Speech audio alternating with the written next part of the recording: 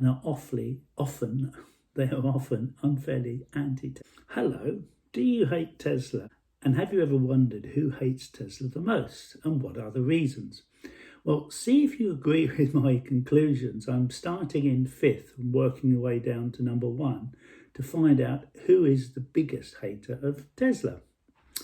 Please watch and see if you agree with me and leave a comment, and I hope you can like and can subscribe for future videos. In 5th position, I have BBC journalist who famously told the world on Top Gear that the Tesla Roadster, when it first came out and they road tested it, ran out of power. When Tesla claimed it didn't, there was nothing wrong with it, they then took the BBC to court because they were losing sales, but they didn't win. Elon Musk said that one of his engineers saw a Top Gear script stating that the Roadster was going to run out of power. Top Gear journalists especially have always been pampered by the car manufacturers who know sales depend on a good road test review and often let reviewers keep the car for months and months. Tesla don't do that, and Top Gear famously don't like American cars and also electric cars because it's not what they're used to.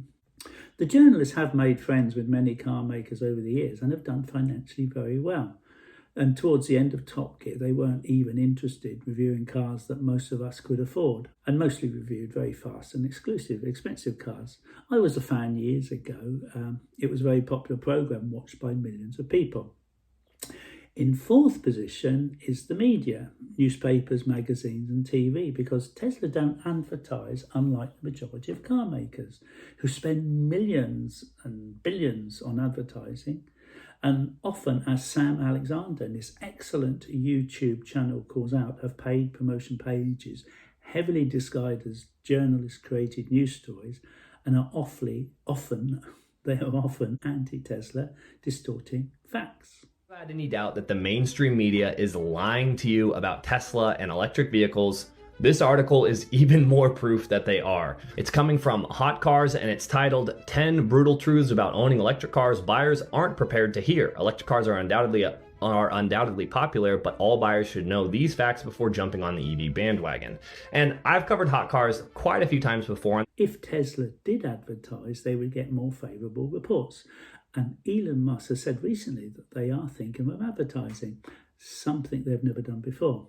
In 3rd place on my list are the gas car makers. Publicly, they say they're not concerned, but privately are running scared and wonder what their future is going to be if they don't get into making electric vehicles that they really don't understand. They've got this dilemma that by going into electric accelerates people's transition to EVs.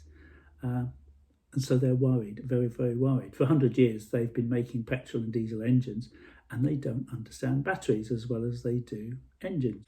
Volkswagen are trying to catch Tesla up, and many people are buying their electric vehicles.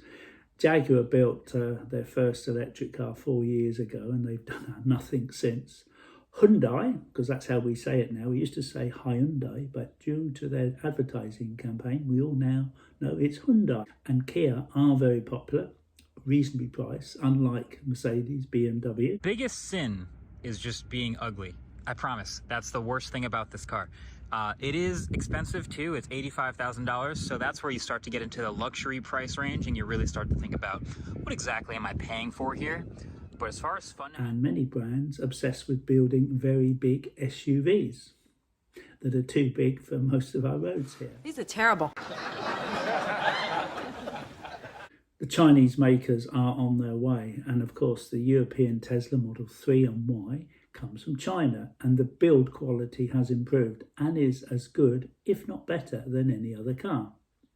I own a Tesla Model 3 and I love the simplicity of driving the car. And at the Fully Charged show in Farnborough earlier this month, I sat in some of other EVs and I found them way too fussy, like cars used to be.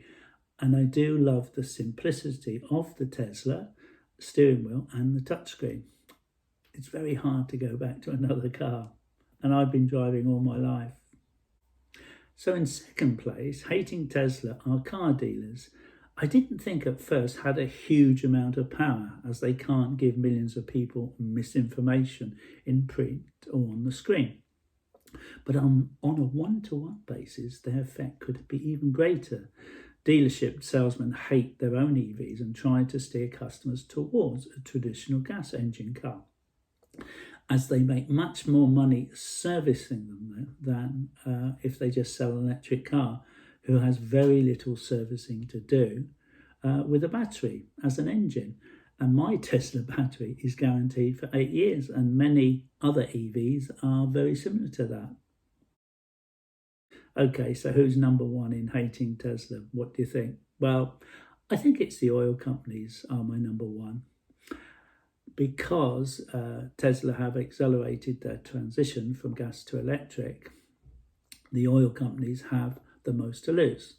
Not in the short term, maybe, but in the long term, they might always find an outlook, but they're likely to make much smaller profits than they do today. The 20, 30 billions of profits may be a thing of the past. They know they can't compete on price when people charge their electric vehicle at home, but by installing their own public chargers at a very expensive price, they can make people wonder if they've done the right thing buying an EV, especially if many of the chargers don't work. The oil companies can slow down the transition to electric vehicles, and it's very much in their interests. So if they just put in one charger, there's a very good chance it will be in use when it's needed. So another good reason for people not to buy an electric vehicle, because you can't charge it when you need to, if you can't charge at home, if you're away from home, or you can't charge at home. So Tesla and GridServe, who have now joined in, put in at least a dozen chargers at all new locations, and that number's growing all the time, making queuing up much less likely unless you go at very peak times. Okay, what do you think? Please leave your comment below. I hope you can also like and subscribe for future updates to this channel. Thank you very much for watching, and see you next time. Bye.